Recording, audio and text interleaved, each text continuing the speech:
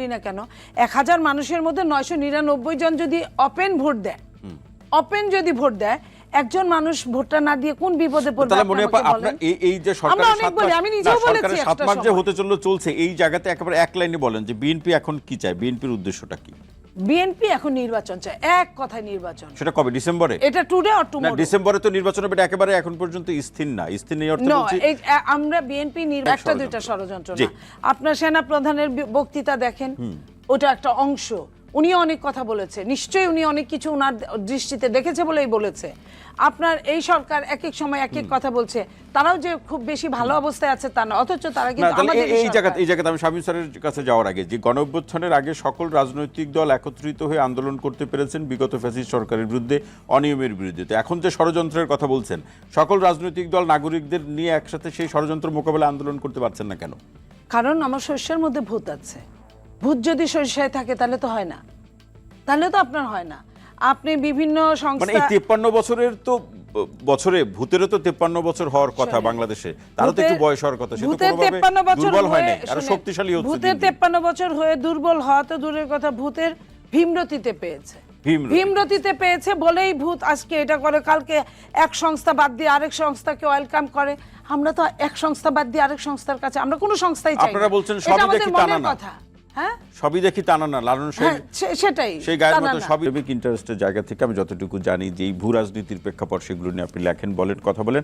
এই যেটি আজকে যেটি আমাদের নতুন পার্টি জাতীয় নাগরিক পার্টির আহ্বায়ক, তিনি বলেছেন যে ভারত এবং পাকিস্তানপন্থী রাজনীতির কোনো ঠাঁই হবে না বাংলাদেশে।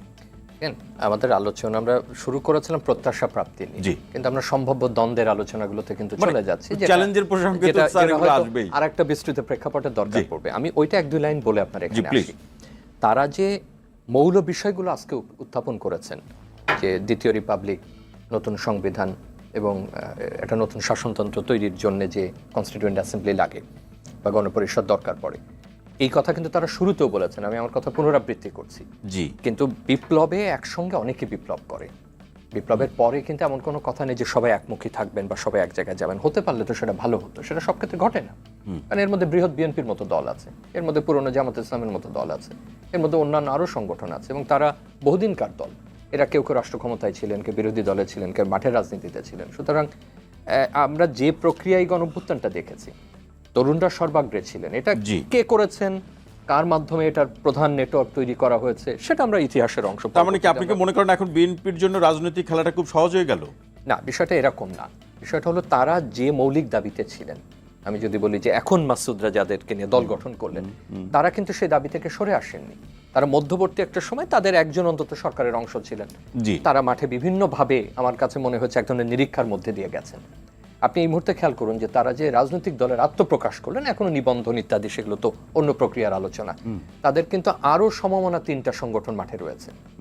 আপনার আগের যেটা এই ধরনের কি আপনি সহসা দেখেছেন যে 3টা এরকম সিভিল সোসাইটি অর্গানাইজেশন বা প্রেসার গ্রুপ এক্সিস্ট করে আদর্শিকভাবে এবং মূল একটা দল গঠন করা হচ্ছে? সুতরাং এটা তারা যদি একসাথে চলতে পারে তাহলে তার কোনো কথা নেই। প্রশ্নটা সেটা না, প্রশ্নটা আমি আসছি যে জায়গাটায়। এর আগে আপনি বড় বড় কিছু ঘটনার কথা চিন্তা করেন, যেমন ধরুন রাষ্ট্রপতিকে অপসারণের দাবি, কিংবা আমি ধরে নিই যে সচিবালয়ে একটা কোনো কিছু ঘটতে যাচ্ছে, বা আরো কোনো বড় দাবিতে তারা প্রধান আমাদের উপদেষ্টার বাড়ি ঘেরাও করতে যাচ্ছে। প্রত্যেকটা ক্ষেত্রে কিন্তু এই নেতৃবৃন্দ গিয়ে গেছেন শিক্ষার্থীদেরকে নিয়ে। তার মানে তারা একটা বৃহৎ শক্তি মাঠে। সরকারের কাজ করেছেন, কিন্তু তারা কিন্তু সেখানে মধ্যবর্তী অবস্থানে গেছেন। কখনো তারা নিরসনের ভূমিকা নিচ্ছেন, কখনো তারা বক্তৃতা দিচ্ছেন, কখনো তারা দাবি দাওয়া দিচ্ছেন। এখন আপনাকে প্রশ্ন করতে হবে যে এই দলে তাহলে কি মাসুদরা আবার একই ভূমিকা পালন করবে? আমরা ধরে নিই মানে একটা দ্বিতীয় রিপাবলিক মানে তো এটা অ্যানাদার একটা with new constitution, with new Bangladesh. আর একটা এরা সূচনা হচ্ছে, তাই না? 5 দশক পরে বা 5.5 দশক পরে। এবং আপনার আপনি দেখছেন যে দেশের মধ্যে দেশ না, দেশের মধ্যে দেশ দেখছি না, এটা আর একটা পর্যায়ে। আমরা সেই দ্বিতীয় পর্যায়ের তারা প্রস্তাব দিচ্ছেন। এই পর্যায়ে বড় দল একমত হবে কিনা, বিএনপি একমত হবে কিনা, অন্যরা একমত হবে কিনা, দেশের বাকি জনগোষ্ঠী একমত হবে কিনা, সেটা অনেক বড় ব্যাপার। এবং ওনারা মাসুদ কিন্তু একটা ধারণা দিয়েছেন। ধারণাটা এরকম যে ঠিক আছে, আমি নির্বাচন কেবল দেখছি না, আমি আমার এই ধারণাটা নিয়ে এগোতে চাই। তারপরে এখন সেটা হয়তো পরবর্তীতে তারা আরো স্পষ্ট করবেন। এখন এই পরিস্থিতিতে আপনি যদি বলেন, এবং আপনি যে প্রসঙ্গটা তুললেন যে আমরা কারোর পন্থী না, তার মানে দাঁড়াচ্ছে যে বাংলাদেশের রাজনীতিতে পন্থী বা পন্থী না, এটা অস্পষ্টভাবে বিভিন্ন সময় আলোচিত হয়ে থাকে। স্পষ্ট না, আমরা লেবানন না, যেমন লেবাননে ছিল কে সিরিয়াপন্থী কে সিরিয়াপন্থী না, যেমন মধ্যপ্রাচ্যের রাজনীতিতে আছে কি ইরানপন্থী কে ইরানপন্থী না। আমরা ওরকম অবস্থায় ছিলাম না, কিন্তু আমরা আলোচনাগুলো এসে গেছে আমাদের এখানে। সেইটা দিয়ে এখনই ভূ রাজনীতি কিংবা এই এদের পররাষ্ট্রনীতি কি হবে, তারা কি করবে, এত দ্রুত এটার নিরসন করা সম্ভব না। আরেকটা বিষয় স্যার এখানে একটু শুনে নিই। মনিয়াপা যেটি বলছেন যে শিক্ষার্থীদের এই দলের পেছনে কেউ পরামর্শদাতা বা অভিভাবক হিসাবে আছে, সেটি কি তাদের এই ঘোষণাপত্র দেখে মিল পাওয়া যায় কোনো দলের দেখেন সাথে?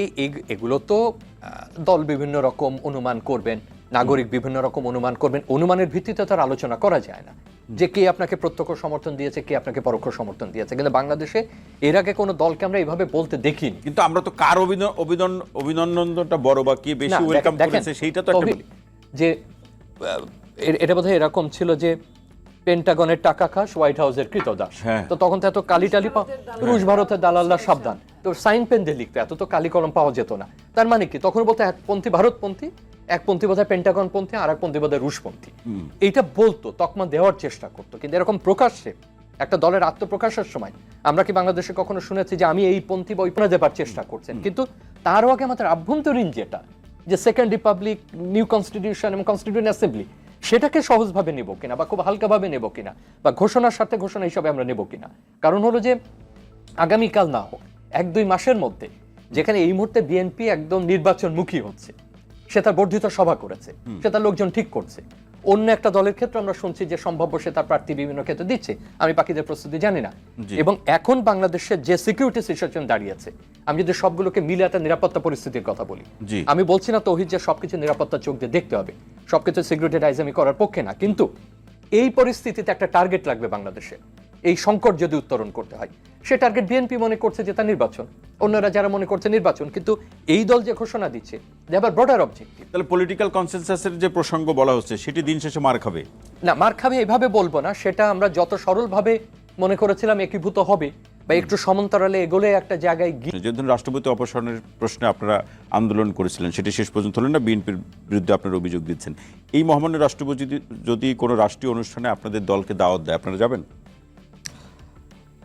আমরা রাষ্ট্রের প্রধান হিসেবে যদি কোথাও থেকে কোনো দাওয়াত আসে, সেক্ষেত্রে হয়তো আমাদের এটা ইয়েতে আলোচনা করতে হবে, যেহেতু এখন উনি ওখান থেকে সরে নাই। এটা তো রাষ্ট্রীয়, আমরা ধরে নেব আপনারা যাচ্ছেন না, আমি সেটা বলছি না। আমরা অলরেডি কিছু প্রোগ্রাম ওনার অ্যাভয়েড করছি। কিন্তু এখন দল হিসাবে পারবেন। এই দ্বিতীয় প্রশ্ন দিয়ে আলোচনাটা একটু বিস্তারিত শুরু হোক, কারণ মাত্র সেটি হচ্ছে আপনারা অন্যান্য দলগুলোকে, বাংলাদেশের বড় দলগুলোকে পরিবারতন্ত্রের কাঠামোর মধ্যে ফেলে আলোচনা করেন এবং সেইরকম উদাহরণ দিয়ে আপনি বলেন, কিন্তু সর্বশেষ যে ছাত্র সংগঠনটি বাংলাদেশ গণতান্ত্রিক ছাত্র সংসদ নামে যে সংগঠনটি আত্মপ্রকাশ করলো, সেখানে তো আমরা বিশ্ববিদ্যালয় তন্ত্র দেখলাম, প্রাইভেট বিশ্ববিদ্যালয়ের শিক্ষার্থীদের আন্দোলনে ছিল, কলেজগুলোর শিক্ষার্থীরা আন্দোলন ছিল, তারা তো কমিটিতে থাকতে পারলো না। না, এটা তো ভুল ধারণা। আসলে আপনার একটা বিষয় একটা পলিটিক্যাল পার্টি, একটা ছাত্র সংসদ মাত্র ছাত্র সংগঠন, সেই জায়গায় একজন আহ্বায়ক, সে আহ্বান করে কে কে আসবে না। আহ্বায়ক হয় না, একটা 4-5 জন নিয়ে 5-7 জন তো কমিটি হয়েছে। বিষয়টা এখন ধরুন আমরা এখানে 4 জনই ঢাকা বিশ্ববিদ্যালয় বৈষম্যবিরোধী ছাত্র আন্দোলন থেকেই, ওখান থেকে একটা ছাত্র সংগঠন আসছে। তো বিষয়টা যে আপনার এখানে 8 জনের একটা অর্গানোগ্রামে 4 জনই ঢাকা বিশ্ববিদ্যালয়ের বাইরের এবং 4 জন ঢাকা বিশ্ববিদ্যালয় থেকেই হয়েছে। এই জায়গায় যে ফ্রেমিংটা করা হয়েছে, এটা পুরোপুরি একটা ভুল ফ্রেমিং। সেখানে বিভিন্ন ধরনের ঝামেলা হয়েছে। এটা মূলত আপনার তো একটা সেন্ট্রাল কমিটি সেখানে আপনি 1000 জনকে নিয়ে সেন্ট্রাল কমিটি দিলে হয়তো বা এই সমস্যাটা হইতো না, কিন্তু হয়তো কম সংখ্যা হওয়ার কারণে মারামারি হয়েছে, তাতে তো কয়েকজন অজ্ঞান হয়ে একেবারে মোটামুটি, এবং এটা নিয়ে আসলে এই বিষয়টা নিয়ে সেই ছাত্র সংগঠনের আহ্বায়ককে ডেকে প্রশ্ন করলে সুন্দর হবে, যেহেতু আমরা আসলে না, প্রশ্নটা রাখছি হান্নান মাসুদ, আপনি ভুল বুঝবেন না। সেটি হচ্ছে কারণ হলো যে তারা তো আন্দোলনের সময় আপনাদের সাথে ছিল ভাই, তো নিশ্চয়ই আপনারা তো বড় ভাই অথবা ছোট ভাই, যেভাবে বেশি সমস্যা আপনাদের কাছে তো আলাপ আলোচনা করেই নাই। আমরা এখানে আপনার একটা জায়গায় বাধাগ্রস্ত করার জন্য যদি কেউ হামলা করে, কেউ যদি ঝামেলা সৃষ্টি করে, সেটাকে না দেখে ওদের ফ্রেমিংটা দেখেন। আসলে অর্গানোগ্রাম যে 8 জন অর্গানোগ্রাম করা হয়েছে, সেখানে কয়জন ঢাকা বিশ্ববিদ্যালয়ের বাইরে আছে। আমরা একেবারে সময় পাবো না, শেষ প্রশ্ন আপনার কাছে খুব ছোট করে, যেটা মনে আপা বলছিলেন, বিএনপি এখন বর্তমান বাস্তবতা তারা উপলব্ধি করতে পেরেছে, অনেক ষড়যন্ত্র 3বার বলেছে আপা, এবং সেই ষড়যন্ত্র মোকাবেলা করার ক্ষেত্রে নির্বাচনই তারা সমাধান হিসাবে দেখছে, পলিটিক্যাল সলিউশনের দিকে তারা যাচ্ছে। তারা এর প্রেক্ষাপটে আমার কাছে যেটা মনে হয়, বাংলাদেশের বাস্তব অতীতে আমরা যেটা দেখেছি, হয়তো সামনে বিএনপির একটা বড় সমাবেশ আমরা দেখতে পাবো। শুনতে চাই খুব ছোট করে, একেবারে ক্লিয়ারলি বলি, আপা আরেকটা কথাও বলেছেন, শুধুমাত্র যে 5ই আগস্টে ওনারা নির্বাচনের সম্ভাবনা দেখেছেন 3 মাস পরে, এখনই দেখেন নাই। ওনারা সেই 5ই আগস্ট দেখার কারণে ওনারা ওনাদের দলীয় নেতাকর্মী কি পরিমাণ আছে এবং ওনারা খুব দ্রুত ক্ষমতায় যাওয়ার সম্ভাবনা আছে, আছে, এইটা বিবেচনা করে জাতীয় স্বার্থটাকে অ্যাভয়েড করেছেন। এটা হচ্ছে বাংলাদেশের মেইন সমস্যা।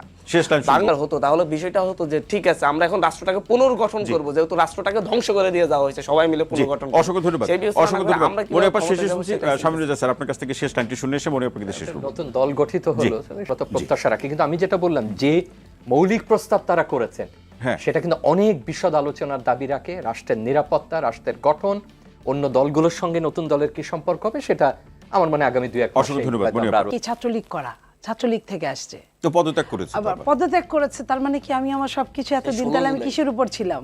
16 জুলাই আমরা আমি এতদিন পথের কারণে আমদানের তাদেরকে করতে হয়েছে। ওদেরকে কি আর দাওয়াত করে নাই? তারা ওই যে পাকিস্তানপন্থী ভারতপন্থী নিয়ে কথা বলেছে, তারা কি আর বাইরে যাইতে পারবে? আজকে পাকিস্তানের রাষ্ট্রদূত আসেনি, তারা যদি সব রাষ্ট্রদূতকে দাওয়াত দিত তাহলে সবাই আসতো। আমরা কিন্তু ভ্যাটিকান সিটি আর পাকিস্তানের সকল বাইরে আর রাষ্ট্রদূতকে দাওয়াত কাউকে দেওয়া দিই। না, আরো তো অনেকে তো এসেছে। এখন অনেক কথা রাষ্ট্রদূত হলো, আছে, যুক্তরাষ্ট্র এত বড় দল তাদের হতো, তারা বাংলাদেশ গিলে অলরেডি পানি দিয়ে গিলে হজম করে ফেলতো। তাদের তো কিছুই নাই। এই ছাত্রগুলাও বিএনপির ছাত্রগুলাও যারা ব্যাক টু দ্য প্যাভিলিয়ন, এগুলা বিএনপির গেছে গিয়া, আবার যারা আছে এর মধ্যে এইটাও বিএনপির। আর 2-4 দিন পরে দেখেন আমাদের ছেলেমেয়েরা তো আমাদের কাছেই চলে আসবে, এটাই স্বাভাবিক। আমি কথা বলছি যে তারা শিক্ষক পিটায়। আপনার মনে পড়ে সিলেটে প্রভিসিকে বা ট্রেজারারকে অনুষ্ঠান। শপথ বাক্য পাঠ